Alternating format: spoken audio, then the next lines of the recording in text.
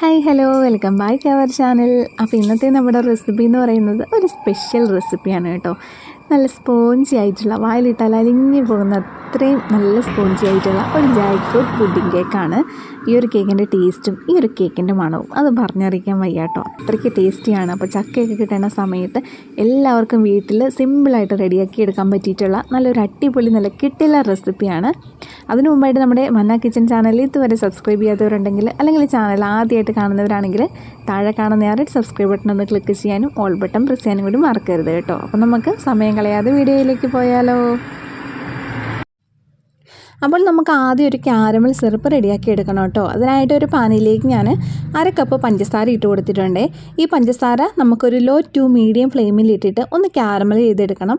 High ഫ്ലെയിമിൽ ഇട്ടാൽ അടിഭാഗത്ത് കിടക്കുന്ന പഞ്ചസാരയൊക്കെ ആദ്യം കരിഞ്ഞു പോകും. അതുകൊണ്ട് ലോ ടു മീഡിയം ഫ്ലെയിമിൽ വേണം കേട്ടോ ചെയ്യാൻ.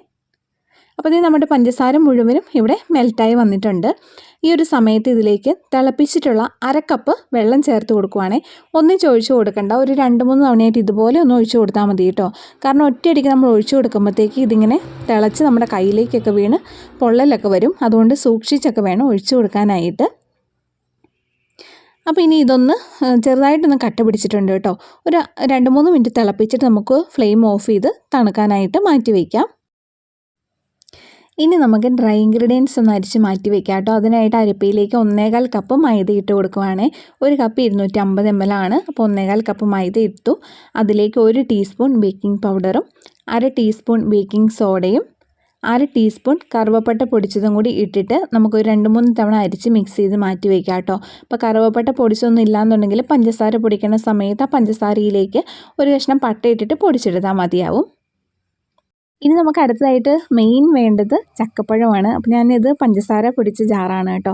അതിലേക്ക് ഒരു 10-12 ചക്കപ്പഴം ഇട്ട് കൊടുക്കുന്നുണ്ട്. ഇനി ഇത് നമുക്ക് നല്ല പേസ്റ്റ് പോലെ അരച്ചെടുക്കണം. ഒട്ടും വെള്ളമൊന്നും ചേർക്കണ്ട, വെള്ളമൊന്നും ചേർക്കാതെ വേണം നല്ല പേസ്റ്റ് പോലെ അരച്ചെടുക്കാനായിട്ട്.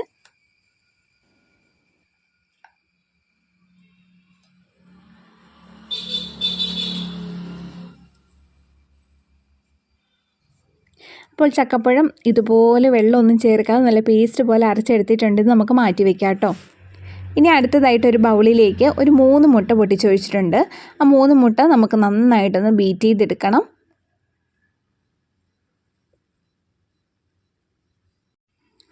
മുട്ട പതഞ്ഞ് വന്ന ഈ ഒരു സമയത്ത് നമുക്കിതിലേക്ക് പൊടിച്ച് വെച്ചിട്ടുള്ള പഞ്ചസാര ചേർത്ത് കൊടുക്കാം കേട്ടോ. ഒരു 1/4 കപ്പ് തൊട്ട് 1 കപ്പ് വരെ നമുക്ക് ചേർത്ത് കൊടുക്കാം. നമ്മൾ ചേർക്കുന്ന ചക്കയുടെ മധുരത്തിനനുസരിച്ച് പഞ്ചസാരയുടെ അളവിൽ മാറ്റം വരുത്താം. അപ്പോൾ നല്ല മധുരമുള്ള ചക്കപ്പഴമൊക്കെ ആണെങ്കിൽ ഒരു 1/4 കപ്പ് പൊടിച്ച പഞ്ചസാരയൊക്കെ ഇട്ടാൽ മതിയാവും. പിന്നെ ഇതിലേക്ക് 1 ടീസ്പൂൺ വാനില എസൻസും കൂടി ചേർത്ത് കൊടുത്തിട്ടുണ്ട് കേട്ടോ. അതും കൂടി ചേർത്തിട്ട് നമുക്ക് നന്നായിട്ട് മിക്സാക്കി എടുക്കാം.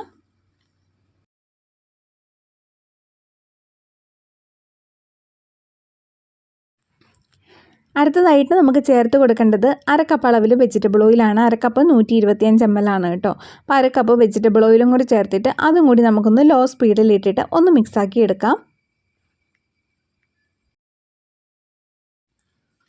ഇനി നമ്മൾ ആദ്യമേ ക്യാരമൽ സിറപ്പ് ഉണ്ടാക്കി വെച്ചത് കറക്റ്റ് 1/2 കപ്പുണ്ട്. ആ 1/2 കപ്പ് ക്യാരമൽ സിറപ്പും കൂടി ചേർത്ത് കൊടുത്തിട്ട് നമുക്ക് മിക്സാക്കി എടുക്കാം കേട്ടോ. ആ ക്യാരമൽ സിറപ്പ് ചേർക്കുമ്പോൾ തന്നെ നമ്മുടെ ഈ കേക്ക് ബാറ്ററിൻ്റെ കളർ തന്നെ മാറും. അങ്ങനെ ക്യാരമൽ സിറപ്പ് ചേർത്തിട്ട് ഇവിടെ മിക്സാക്കി. ഇനി നമുക്ക് ചേർത്ത് കൊടുക്കേണ്ടത് നമ്മൾ അരച്ച് വെച്ചിട്ടുള്ള ചക്കപ്പഴം ഉണ്ടല്ലോ. ചക്കപ്പഴം നമുക്ക് ഇതിലേക്ക് ചേർത്ത് കൊടുക്കാം. ഏകദേശം ഒരു 1/4 കപ്പ് അളവിലുണ്ട് കേട്ടോ ഇത്. അങ്ങനെ അതും കൂടെ ചേർത്തിട്ട് ബീറ്റർ വെച്ചിട്ട് തന്നെയാണ് മിക്സാക്കി എടുക്കുന്നത്. അങ്ങനെ എല്ലാം ചേർത്ത് മിക്സാക്കി എടുത്തിട്ടുണ്ട്. ഇനി നമുക്ക് അരിച്ച് മാറ്റി വെച്ചിട്ടുള്ള ഡ്രൈ ഇൻഗ്രീഡിയൻസ് ചേർത്ത് കൊടുത്തിട്ട് നമ്മുടെ കേക്ക് ബാറ്റർ റെഡിയാക്കി എടുക്കാം.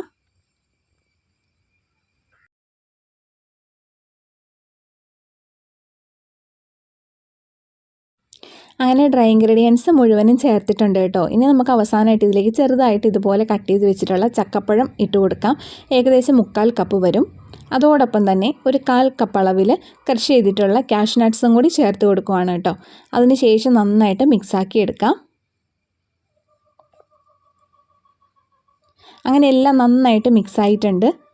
അപ്പോൾ നമ്മുടെ ജാക്ക് ഫ്രൂട്ട് പുഡിംഗ് കേക്കിനുള്ള ബാറ്റർ ഇവിടെ റെഡി ആയിട്ടുണ്ട് കേട്ടോ. ഇത് നമുക്ക് ബേക്കിംഗ് ടിന്നിലേക്ക് ഒഴിച്ചു കൊടുക്കാം. അപ്പോൾ ഞാനിവിടെ 8 ഇഞ്ചിൻ്റെ ബേക്കിംഗ് ടിന്നാണ് എടുത്തിരിക്കുന്നത്. അതിൽ ഓയിലൊക്കെ സ്പ്രെഡ് ചെയ്തിട്ട് ബട്ടർ പേപ്പറൊക്കെ ഇട്ട് വെച്ചിരിക്കുന്നതാണ്.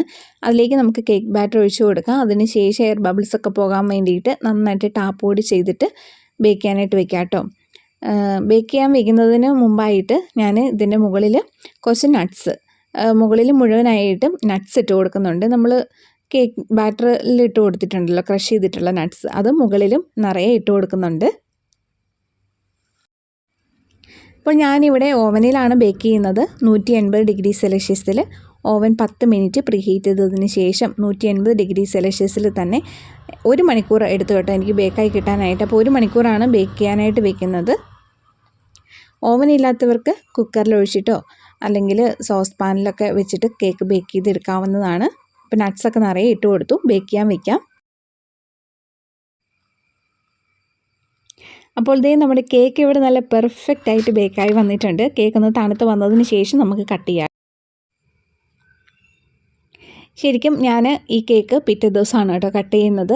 ഈ ഒരു നമ്മുടെ ക്യാരറ്റ് കേക്ക്, പ്ലം കേക്ക്, ഈ ജാക്ക് ഫ്രൂട്ട് കേക്കൊക്കെ ഏത് കേക്കാണെങ്കിലും 1-2 ദിവസം വെച്ചിട്ട് കട്ട് ചെയ്യുമ്പോഴാണ് അതിൻ്റെ കറക്റ്റ് ടേസ്റ്റ് നമുക്ക് അറിയാനായിട്ട് പറ്റുന്നത്. ശരിക്കും ഈ ഒരു കേക്കിൻ്റെ മണം അടിച്ചിട്ട് അപ്പം തന്നെ കട്ട് ചെയ്യണം എന്നൊക്കെ ഉണ്ടായിരുന്നു. എന്നാലും ഒരു ദിവസം കൂടെ വെയിറ്റ് ചെയ്ത് കേട്ടോ. അപ്പോൾ ഇത് കട്ട് ചെയ്യുന്ന സമയത്ത് നിങ്ങൾക്ക് കാണാനായിട്ട് പറ്റും അത്രയ്ക്ക് നല്ല സോഫ്റ്റ് ആയിട്ടുള്ള ഒരു കേക്കാണ്.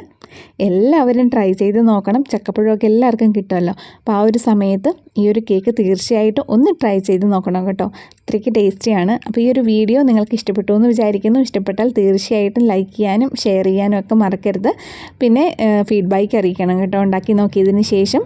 അപ്പോൾ നമുക്ക് വേറൊരു കിടിലൻ റെസിപ്പി ആയിട്ട് നമുക്ക് അടുത്ത വീഡിയോയിൽ വീണ്ടും കാണാം. Thank you for watching.